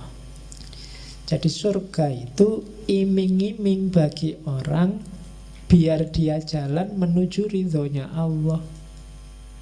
Sama kayak anak kecil itu loh, ketika dia belum bisa jalan berdiri, untuk mancing dia bisa berdiri, ibunya ngasih, ayo pisang, ayo, pokoknya kegemarannya dia ditaruh di depannya biar dia berdiri meraih itu. Cuma targetnya ibunya biar anak ini berdiri dan bisa jalan. Ya kalau dia nyampe dikasih sih pisang itu, tapi intinya kan alhamdulillah sekarang bisa jalan. Jadi itu logikanya surga sama ridhonya Allah. Kalau kamu menuju surga, kamu dapat ridhonya Allah. Dan juga sebenarnya kalau kamu menuju ridhonya Allah, surga jadi nggak penting. Kalau kamu sudah jalan seperti maunya ibumu tadi, pisangnya nggak penting lagi. Jadi ya dulu mungkin orang apa-apa kan serba matematis, sama Allah juga dagang. Kalau gini untungnya apa, kalau gitu untungnya apa. Sementara mikir abstrak agak susah. Maka ditawarilah dengan jannah, dengan surga yang ilustrasinya sangat fisik, ya sesuai jangkauan pikiran masyarakat zaman itu, bahwa di surga besok ada kolam susu, kolam madu, ada bidadari, ada, itu kan fisikal. Tapi puncaknya adalah sebenarnya keridhaan Allah. Apa ndak boleh Pak saya mimpi ke surga? Boleh. Jalan menuju surga adalah jalan yang sama sebenarnya menuju keridhaan Allah. Cuma kalau terminal akhirmu surga dan kamu berhenti di situ, matok di situ, mungkin kamu nggak ketemu keridhaan Allah. Akhirnya ibadahnya jadi matematis, disuruh apa-apa dihitung. Kalau saya sholat duha untungnya apa? Wah, rezekimu lancar. Oke. Ya kan? Kalau saya sholat tahajud apa? Wah, semua kebutuhanmu dipenuhi. Oke, kan selalu gitu kamu negosiasi. Begitu kamu sholat duha lama, rezeki tidak lancar-lancar, Pak. Jangan-jangan bohong. Nah, ya kan? Karena kamu pertimbangannya matematis, seolah-olah Allah nggak ngasih apa-apa padamu. Karena hitunganmu ya harus kaya dengan sholat duha. Kalau saya sedekah 1.000, nanti dapatnya 70.000, benar kok Pak? Iya, janjinya Allah. Begitu nggak dapat 70.000, wah bohong kan mana? Ya kan? Jadi itu yang manusia awam, katanya Ghazali, mikirnya selalu ke situ. Tapi ya enggak apa-apa, karena itu jalur yang sama kok menuju keridhaan Allah. Kalau memang enggak nyampe ya harus begitu retorikanya. Cuma semua innalillahi wa inna ilaihi, bukan wa ilal jannah. Semua dari Allah dan akan kembali ke Allah. Oke, terus ya. Nah, tadi kenapa kok kamu gagal mencintai Allah? Kenapa kok kamu gagal kenal sama Allah? Ini Ghazali mengidentifikasi. Ada 6 orang, ada 6 sebab. Yang pertama adalah kamu tidak yakin Allah itu ada. Jadi contohnya orang-orang kafir. Kita punya gaya ini mungkin di level tertentu nggak sedahsyat orang kafir. Tapi puncaknya yang jelas orang kafir. Dia tidak ngakui kalau Allah itu ada. Dia menganggap dunia seisinya ini ada dengan sendirinya. Ya mungkin karena kombinasi antara zat apa, sel apa, dan seterusnya, dunia ini ada. Katanya Ghazali, orang-orang ini kurang piknik. Oh, bahasamu kan gitu sekarang. Jadi orang-orang ini nggak pernah piknik. Itu kayak orang yang melihat tulisan tapi nganggepnya tulisan itu ujuk-ujuk ada. Ujuk-ujuk tiba-tiba ada. Yang nggak Jawa kan bingung kamu memahami ujuk-ujuk. Jadi ada gaya orang kayak gini. Orang yang nggak yakin Allah itu ada, ya nggak akan mengenal Allah. Kita kadang-kadang gitu kan. Keyakinan kita, Allah kan sering bilang ana inda dzonni abdi. Kalau kamu anggap Allah itu A, ya A itulah keberadaan Allah. Kayak kamu berdoa kan, kamu kan doa dikabulkan katanya Allah kan, ya sesuai keyakinanmu. Misalnya saya itu bodoh Pak, sejak dulu IP tidak pernah lebih dari 2. Ya berdoa aja supaya IP-mu 4. Tidak mungkin Pak. Ya itu hasilnya itu. Keyakinanmu tidak mungkin, ya tidak mungkin memang. Jadi Allah inda dzonni abdi. Pak, wajah saya kayak gini, apa ya bisa dapat yang cakep besok? Tidak mungkin Pak. Ayo, meskipun kamu berdoa sementara kamu merasa tidak mungkin, ya sejumlah itulah Allah masuk dalam doamu. Saya anaknya orang miskin ya Pak, apa bisa kaya ya. Lah kamu berdoa kaya tiap hari, ya siapa tahu. Tapi kamu nggak mungkin, ya sudah enggak. Allah intervensi sejauh keyakinanmu. Jadi kamu tidak akan kenal Allah kalau kamu memang nggak ingin kenal. Mungkin kamu merasa lebih penting kenal Roma Irama, Ahmad Dhani, Ahok, atau SBY atau Jokowi. Buktinya kalau ketemu salaman, kamu masukkan Facebook, kamu masukkan WA, habis salaman sama tokoh A, jejer sama tokoh B, kan gitu kamu tiap hari. Tapi kan kamu nggak terlalu wow kalau sedang, wah ini aku baru kenalan sama Allah, nggak ada. Bahkan mungkin nggak pernah ada yang bikin status begitu. Ya, kalau ada mungkin kamu langsung dibully bareng-bareng sama teman-temanmu. Dianggap Islam anyaran. Wah, Islam anyaran sih, kayak ngerti kalau ada Allah. Padahal yang bilang gitu mungkin dia juga belum kenal sama Allah. Beda loh, ngerti sama kenal. Kamu bisa merasakan bedanya. Orang yang kenal sama Allah, nanti di atas itu ada orang yang dekat. Makanya orang Islam disuruh muqarabah. Ada orang yang dekat, ada orang yang hanya tahu. Hanya tahu itu dari jauh. Mungkin kamu lihat TV, mungkin kenalmu sama Allah hari ini masih baru hanya tahu. Kalau kamu hanya tahu, Allah juga hanya tahu kamu ada. Kan Allah tergantung caramu mendekati Dia. Ada yang sudah kenal. Sudah kenal itu ya mungkin pernah salaman, pernah akrab, tapi terus ditinggal lagi. Ada yang dekat, ada yang akrab, ada yang sampai kawin. Nah, levelmu sama Allah ya silahkan kamu cermati, ada di level apa. Kalau dekat itu kan enak. Makanya kan kemarin ada status di Facebook itu, sholat nggak pernah, puasa nggak pernah, zakat nggak pernah, kok cita-citanya masuk surga. Emangnya punya kenalan orang dalam? Nah, orang dalam yang paling posisinya paling penting itu Allah. Dan Allah sejak lama sudah membuka diri, kenalilah aku. Ya kan, dekatlah padaku. Allah sudah teriak-teriak sejak dulu begitu. Ini kamu cuekin aja. Kamu baru nangis-nangis mendekat kalau pas butuh. Itu pun setengah gak yakin. Setengah gak yakin kan, ya Allah pacarku dikawin orang, apa ya bisa. Karena orang ngeluh gitu. Tapi kamu sebenarnya sedang gak yakin, apa ya bisa dia kembali lagi padaku, wong wis dikawin wong. Kalau Allah mau apa susahnya? Kan ku tunggu jandamu. Loh, ning dengone aja ngono lho ya. Oke. Terus sejumlah orang, ada juga orang yang tidak percaya akhirat. Ini juga orang yang susah untuk dia kenal, apalagi cinta sama Allah. Biasanya orang-orang materialistik. Katanya Ghazali, orang-orang ini menganggap diri mereka tidak lebih baik dari hewan atau sayuran. Mereka menganggap diri mereka musnah begitu saja. Kalau mati ya wis entek ceritane. Ada orang yang begitu. Dan yang kayak gini ya tidak mungkin kenal Allah. Seandainya kenal ya tidak ke Allah yang sejati, tapi Allah sesuai kepentingannya. Yang ketiga, ada Allah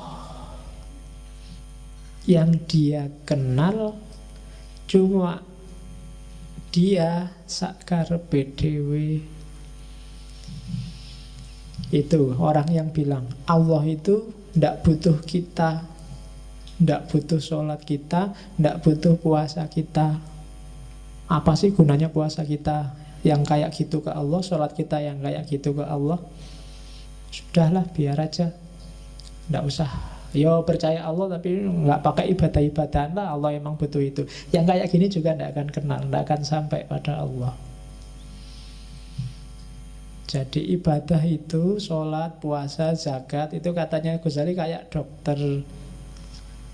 Allah nyuruh kita sholat, zakat, puasa, kayak dokter ngasih kita resep. Ya bisa sih kita cuek aja, resep ya resep. Emangnya kalau nggak tak tebus, nggak tak beli, mau apa dokternya? Ya dokternya katanya Ghazali ya memang nggak ngapa-ngapain. Cuma yang rugi kamu nggak jadi sembuh. Sakitmu permanen, cepet mati. Loh iya kan, kalau kamu nggak manut sama dokter kan itu. Dokter sudah teriak-teriak bilang, ojo ngerokok. Contohnya rokoknya mengkerotis. Itu hati-hati jantungmu misalnya. Alah, sejak dulu ngerokok juga ndak apa-apa. Terserah dokter mau ngomong apa. Ya dokternya nggak kena efek apa-apa. Ya yang batuk juga kamu, bukan dokternya. Yang merokok membunuhmu itu kan di covernya rokok itu ya dirimu, bukan yang lain. Nah itu analoginya Ghazali. Oke, makanya kalau merokok yang ikhlas. Ya, jadi maksudnya ikhlas, ya Allah apapun dampaknya aku ikhlas. Biar nggak jadi pikiran. Oke, terus ada kelompok keempat. Ini biasanya kadang-kadang dipakai pada kelompok liberal yang agak ekstrim. Jadi dia bilang biasanya alasannya HAM atau kemanusiaan. Ya kan? Misalnya itu kan, masa syariat nyuruh kita menahan amarah, nahan syahwat, nahan munafik. Loh, syahwat itu kan alami, amarah itu kan natural. Boleh dong orang marah. Seks itu kan dorongan alamiah. Kalau aku suka, dia suka, tidak ganggu orang lain, ngapain yang lain cerewet. Itu kan mikirnya alamiah kok. Nah, cara mikir kayak gini, katanya Ghazali, dia sebenarnya sama, kurang piknik. Jadi mikirnya setengah-setengah. Iya bener, itu dorongan alamiah. Agama juga nggak nyuruh mengeliminasi dorongan itu, cuma diatur. Agama cuma ngatur, akalmu juga ngatur. Biar apa? Hidupmu semakin berkualitas, hidup ini nggak kacau. Kalau kamu seks bebas, bebas-bebas, rusak hidupmu. Tiap kali ketemu perempuan, ayo, oke, kamu juga oke, aku oke, ayo. Kalau ngono, iya, rusak hidupmu. Nanti nggak peduli siapa dia, yang penting gelem. Jadi kacau. Makan juga begitu. Bukan berarti yo alami sih makan, natural aja makan, tapi ya diatur. Nabi nyuruh jangan sampai terlalu kenyang. Kemudian macam-macam. wala tusrifu, jangan makan A, jangan makan B. Itu sebenarnya bukan kok jangan apa kamu nggak boleh makan, tapi pahamilah batasnya orang makan, pahami caramu melampiaskan hasrat. Bukan berarti nggak boleh itu, tapi kamu harus sah dulu, kawin dulu, biar jelas aturan mainnya. Ya kayak orang sepak bola itu harus ngerti batas pinggir lapangannya mana. Kalau enggak nanti sampai di luar stadion masih sepak bola. Ya kan tidak ada gunanya. Atau sudah di-bridge sama wasitnya, pertandingan berakhir kamu masih asik di situ, ya tidak ada gunanya. Jadi agama itu ngasih kita batas. Jadi biar kita ngerti batasnya. Yo alamiah iya. Cuma agama ngasih kita petunjuk melampiaskan yang alami itu apa. Kalau cara mikirmu kayak gitu, katanya Ghazali, ya tidak akan kenal Allah. Terus yang kelima, orang-orang yang permisif. Tiap ada apa-apa, tenang aja, Allah Maha Pengampun, Allah Maha Penyayang. Dosa dikit-dikit besok tobat. Kita wudhu atau dosanya rontok misalnya. Ya bukan berarti ideologi kayak gitu keliru, tapi kalau gayamu kayak gini, kamu tidak akan bisa kenal Allah. Itu kamu seolah-olah meremehkan, seolah-olah nganggep tenang aja lah, kayak dosa ini gampang, orang tuaku itu mudah memaafkan. Orang kayak gini kan biasanya menjebakmu sendiri. Sama Allah juga begitu. Maksiat dikit-dikit, tenang aja, Allah Maha Pengampun. Agak besar dikit, ampunannya Allah lebih luas daripada dosa kita. Meremehkan. Nah itu juga trouble. Kalau mentalmu mental gini, ya tidak akan kenal Allah yang sejati. Yang keenam, ini kebalikan 5 yang atas. Orang-orang yang sok soleh. Ini juga trouble. Merasa dirinya suci. Wah, kalau saya sudah bebas dari dosa, dunia tidak bisa lagi nggoda aku. Aku wis. Nah, itu juga katanya Ghazali bahaya. Jadi tak bacakan aja ya. Kalimatnya agak nyelekit kalau bagian ini. Jadi orang yang ngaku mencapai tingkat kesucian tertentu sehingga merasa dia tidak bisa dipengaruhi oleh dosa. Katanya Ghazali, namun kenyataannya saat orang lain memperlakukan mereka secara tidak hormat saja, mereka akan dendam bertahun-tahun. Terus jika ada di antara mereka yang tidak mendapatkan sebutir makanan yang menurutnya adalah haknya, maka seluruh dunia rasanya sempit dia dan gelap. Pokoknya nesu-nesu, merasa haknya dirampok. Katanya Ghazali, mereka ini, para mistikus palsu ini, kadang-kadang berpura-pura tenggelam dalam samudra ketakjuban. Tetapi jika kau tanyakan pada mereka apa yang mereka takjubkan, mereka tidak mengetahuinya.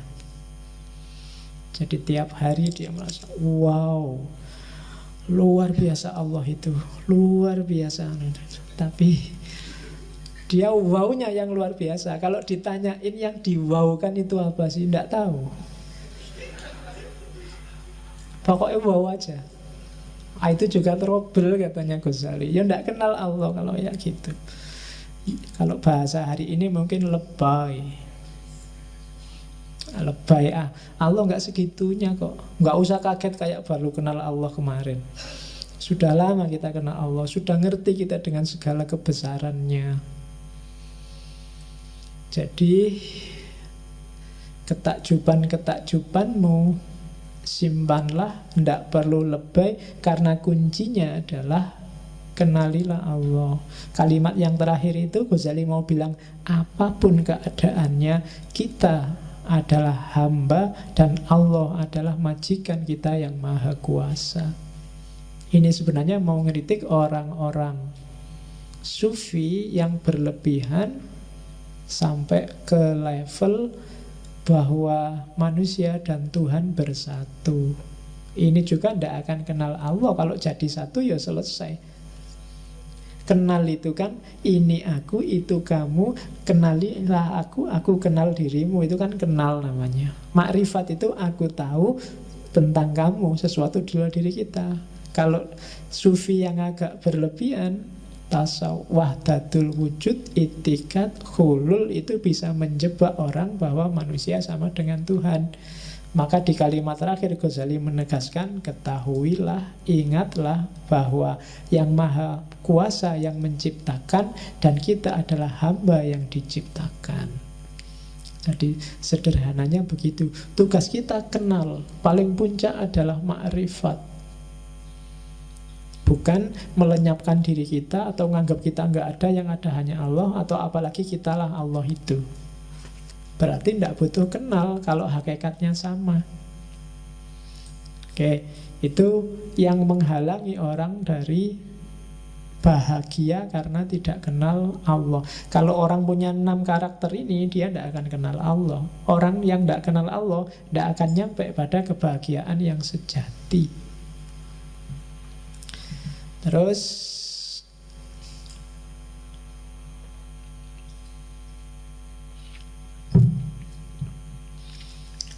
kenal diri, kenal Allah, dan sekarang kenal juga tentang dunia. Harus, karena kita hidup di sini. Kalau nggak ngerti ilmu dunia, kita nggak bisa hidup, nggak akan bisa bahagia. Karena kebahagiaan dunia itu imbasnya kebahagiaan akhirat. Kalau di dunia kita tidak bahagia, badaniah tidak bahagia, akhirat tidak akan juga bahagia. Kayak logika di awal tadi. Maka kunci bahagia selain kenal diri sendiri, kenal Allah, juga kenal dunia. Kenal dunia itu targetnya 2, memelihara jiwa dan merawat jasad. Jadi dunia jadi jalan untuk kita bahagia di akhirat. Jiwa harus beres, jasad harus beres. Jasadmu jangan disiksa. Waktunya makan ya makan, minum ya minum. Nggak punya uang ya utang. Ya kan harus begitu. Jangan mau kelaparan, karena itu amanat dari Allah. Begitu jasadmu sehat, ibadah juga enak, cari ilmu juga enak. Kalau jasadmu nggak sehat, belajar cari ilmu apalagi yang kayak gini mesti nggak nyambung. Kamu tidak memelihara jasadmu, jarang tidur, jarang makan, jarang olahraga, ya nanti yang lain juga tidak maksimal. Jadi pelihara jasadmu. Ya sekali-sekali kamu pijet, spa, iya, memanjakan diri kalau ada uangnya. Kalau nggak ada ya pijet-pijetan sak-kancang. Loh, itu memanjakan diri. Yuk kita saling memanjakan. Nah, pijet-pijetan apa. Oke, jadi dunia harus dikuasai. Begitu dunia dikuasai, akhirat akan beres. Karena akhirat lebih mudah. Jadi kunci kebahagiaan kenal dunia. Di kimia ada mengenal dunia, saya nggak akan panjang lebar, kamu sudah ngerti caranya. Bahkan Allah membekali kita untuk kenal dunia itu secara instinktif. Kamu nggak perlu mikir. Otomatis mesin yang namanya manusia akan nyari pemenuhan kebutuhan jasadnya. Kamu nggak perlu mikir. Kalau kamu makan, otomatis nyari makanan sendiri. Kalau kamu haus, otomatis nyari air untuk minum. Kalau kamu punya hasrat itu, otomatis kamu mikir ke sana. Meskipun oleh agama diatur, ya kawin dulu. Sebelum kawin, ya kalau nggak mampu, kamu disuruh puasa kan sama Nabi. Wa man lam yastati' fa alaihi bissaum. Ya, kalau di pondok dulu dipeleset ke fa alaihi bissobun. Oke. Kok kamu ketawa, apa ngerti? Iya. Nggak apa-apa ya. Ya, jangan salah. Oke, iyalah hampir semua ketawa. Mungkin kamu sering ya. Hati-hati harga sabun besok naik loh. Oke, terus jadi itu yang kenikmatan dunia. Nah, Ghazali membahas khusus kenikmatan dunia itu tentang musik. Karena mungkin di era itu ada kritik-kritik terhadap sufi yang pakai musik, pakai puisi, pakai nyanyi-nyanyi. Katanya Ghazali, apa musik itu haram atau halal tergantung yang dibangkitkan apa. Musik itu kan yang disentuh jiwa. Nah, yang dibangunkan dari jiwamu itu apa? Tadi kan jiwamu ada setan, ada malaikat, ada kebinatangan. Kalau yang dibangkitkan yang negatif-negatif, hasrat kebinatangan, maka dia haram. Tapi kalau dia membangkitkan sesuatu yang bikin kamu lebih dekat sama Allah, maka dia halal. Jadi teori musik itu kan selama ini orang debat, boleh nggak musik selawatan pakai musik, kemudian berdoa diiringi puisi biar lebih nyaman. Kalau bagi Ghazali, asal itu bikin kamu semakin dekat sama Allah, maka boleh. Tapi kalau dengan musik itu yang bangkit dalam jiwamu adalah hasrat-hasrat kebinatangan atau kesetanan, maka jangan.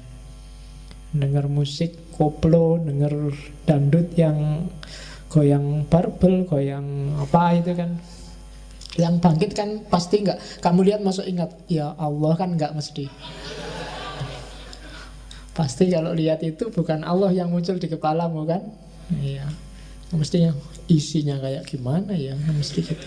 Jadi pikiranmu mesti yang aneh-aneh. Nah, yang kayak gitu katanya Ghazali enggak, yang kayak gitu ya haram. Kalau flat Pak, flat itu tidak ada yang bangkit apa-apa, ya standar aja Pak, nyari hiburan. Katanya Ghazali kalau hanya hiburan saja itu boleh. Jadi ya suka aja Pak, misalnya musik klasik Pak. Saya tidak tahu Pak, musik klasik itu nggak bangkit apa-apa, malah ngantuk saya Pak. Misalnya, ya katanya Ghazali hanya untuk hiburan itu boleh, tidak apa-apa. Jadi kamu bahagia dengan itu tidak masalah.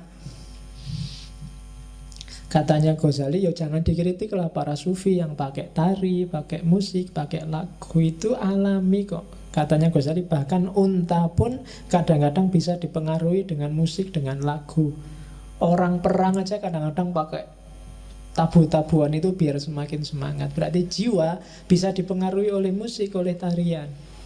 Maka kuncinya bukan pada musiknya, tapi yang bangkit dalam jiwamu itu apa dengan musik itu.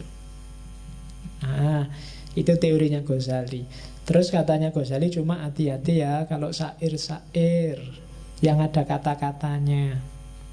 Jangan sampai ada kata-kata, kalimat yang menyesatkan orang. Misalnya kalau di situ contohnya kalimat puitis dalam sufi, misalnya kau berubah dari kecenderungan asalmu. Nah itu kalau kalimat ini maksudnya pada Allah, maka tidak boleh.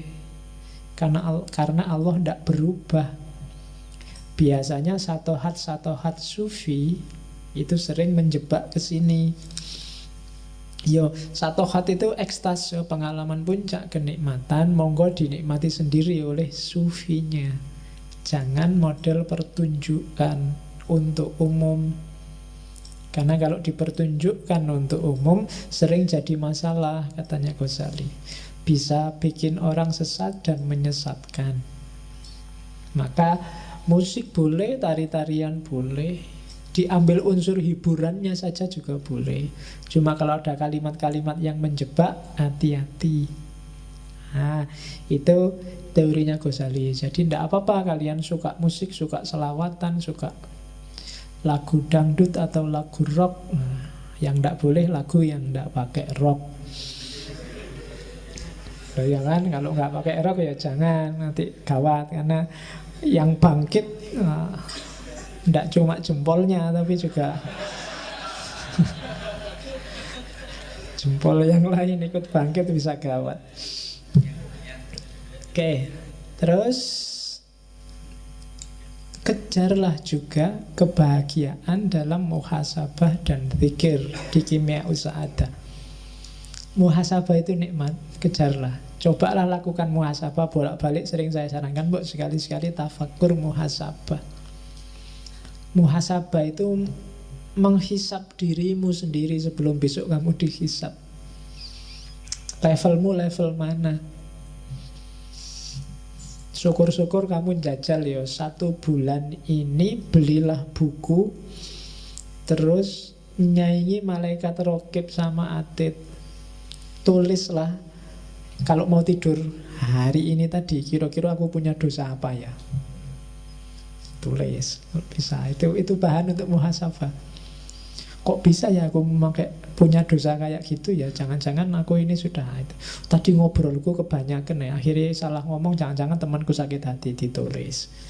Tadi aku seharian gak ngapa-ngapain, cuma ngurusi HP, terus mendelengi HP, terus itu tulis, dan seterusnya. Itu muhasabah namanya. Itu yang tak tulis di situ, contoh sampelnya muhasabah dari Kimia Sa'adah. Wahai jiwaku, tujuan hidupmu hanya satu. Meski sedetik, saat yang telah lewat takkan bisa dikembalikan. Karena dalam perbendaharaan Allah, bagian nafasmu sudah ditentukan, tak bisa ditambah atau dikurangi.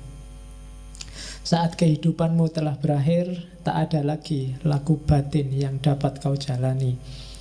Karena itu, apa yang bisa kau kerjakan, kerjakanlah sekarang. Garaplah skripsimu, tesismu, tugasmu sekarang. Loh ya, waktunya nggak bisa balik. Jadi nggak bisa kamu nunggu 4 tahun kok terus ditulis lulus 2 tahun. Tetap ditulis 4 tahun, waktunya nggak bisa balik. Jadi kerjakanlah.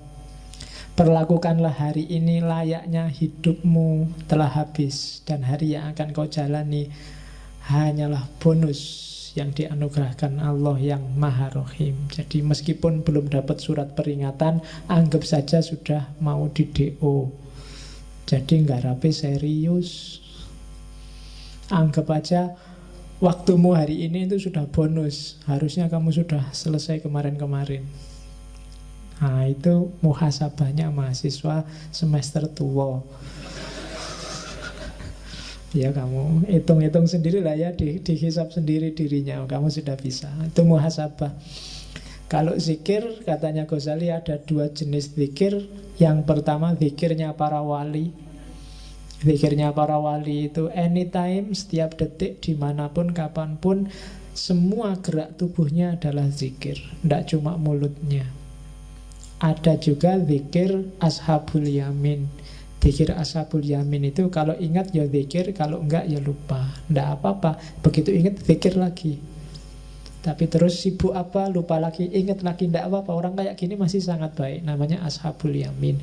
Yang jelek adalah orang yang melupakan zikir atau secara sengaja memang tidak mau berzikir. Zikir itu nggak harus kamu patok sekian ribu kali dengan kalimat apa. Yang penting hatimu merasa bahwa ada Allah yang selalu mengawasimu, Allah yang hadir selalu dalam hidupmu. Terus rasakan itu. Orang yang makomnya wali itu sudah merasa tiap hari jajar sama Allah. Jadi otomatis seluruh gerak tubuhnya itu gerak tubuh yang berzikir. Jadi itu 2 jenis zikir. Kita mungkin masih di makom yang kedua, atau minimal kita harus ada di situ. Begitu kita sibuk apa, Allah lupa, kelupaan. Tapi tiba-tiba, oh iya, aku kan harus Allah, balik lagi ke Allah. Nanti sibuk lagi mikir, apalagi harus balik. Jadi terus bolak-balik gitu, tidak apa-apa. Paling tidak yang semacam itu namanya ashabul yamin. Dan Ghazali juga ngomong kebahagiaan perkawinan. Saya nggak bisa ngomong banyak yang tentang ini. Bukan kamu baca sendiri, tapi kamu alami sendiri besok. Bagaimana kebahagiaan perkawinan.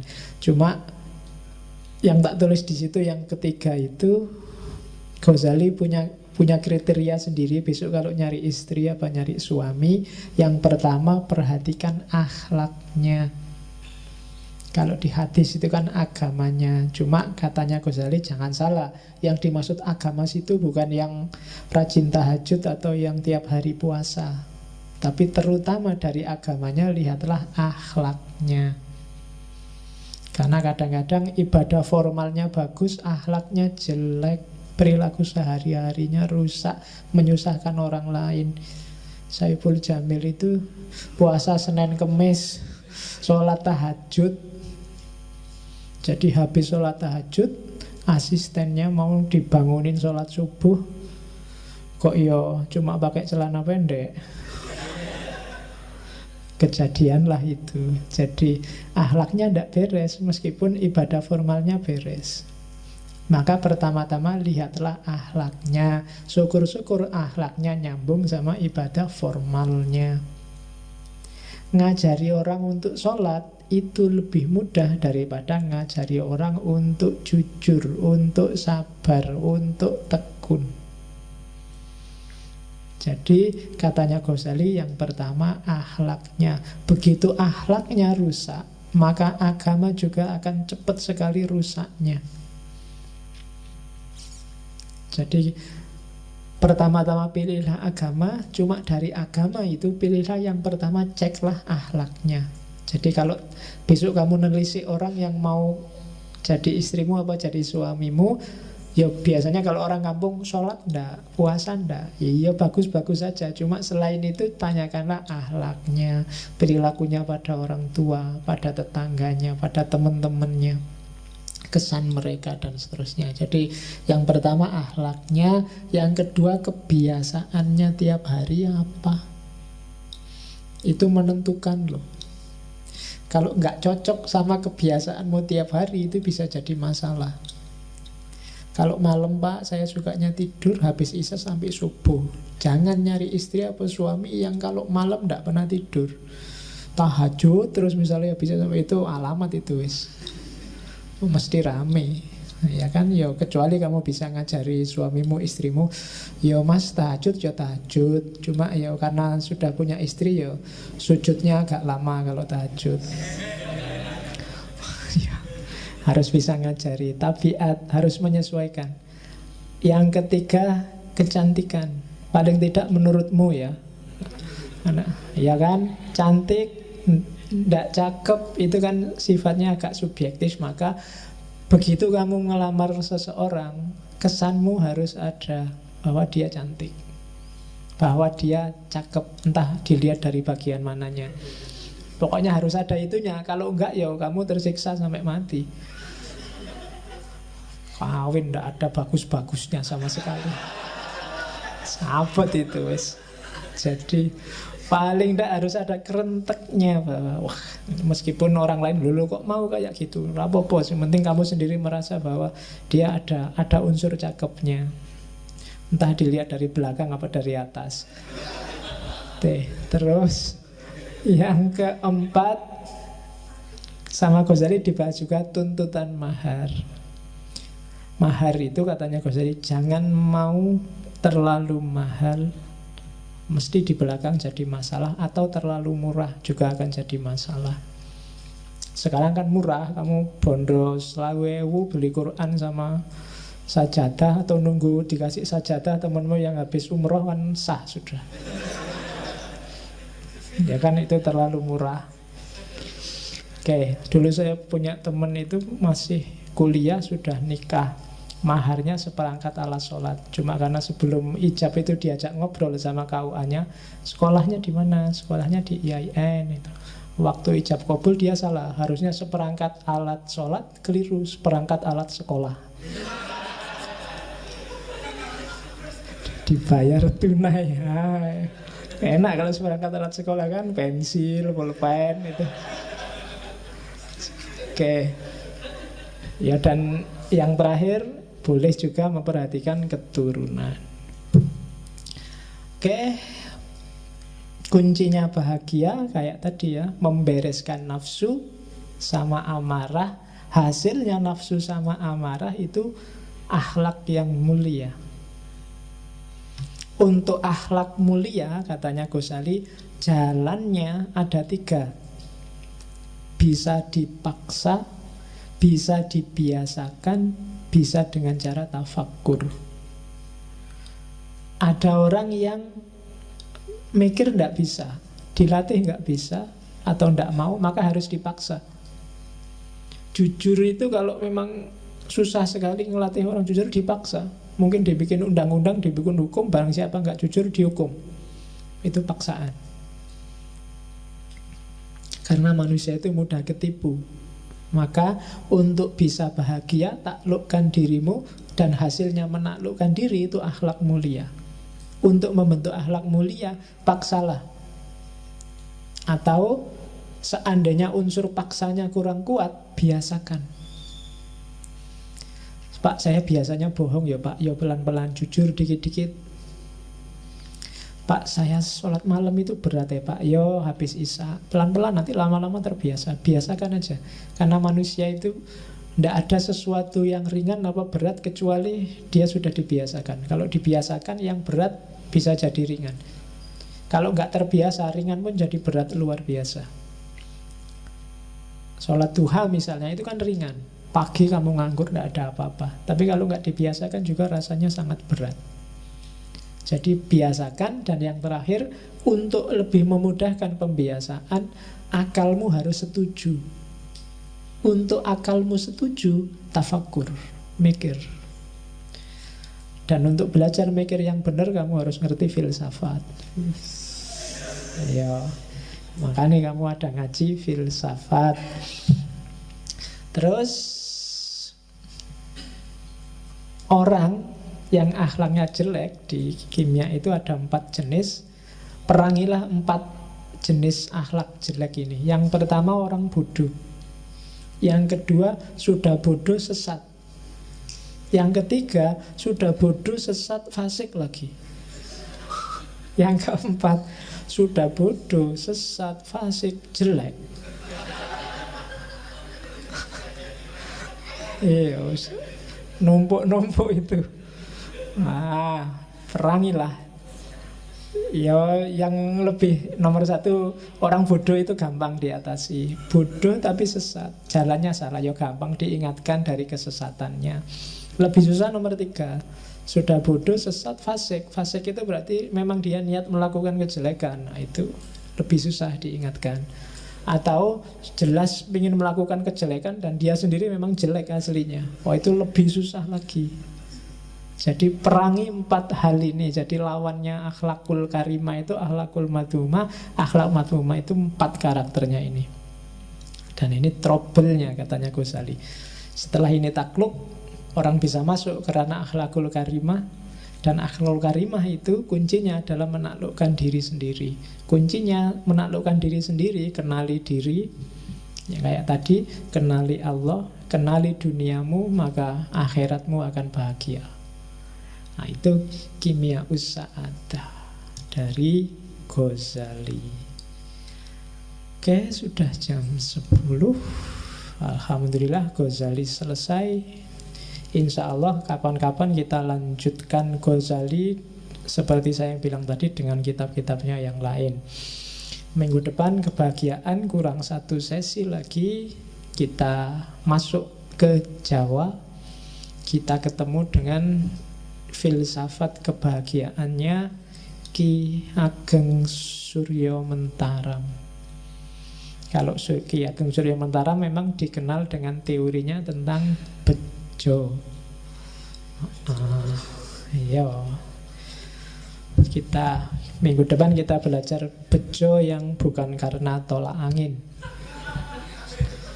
Kita nyari bejo yang sejati. Oke. Saya kira itu, kurang lebihnya mohon maaf.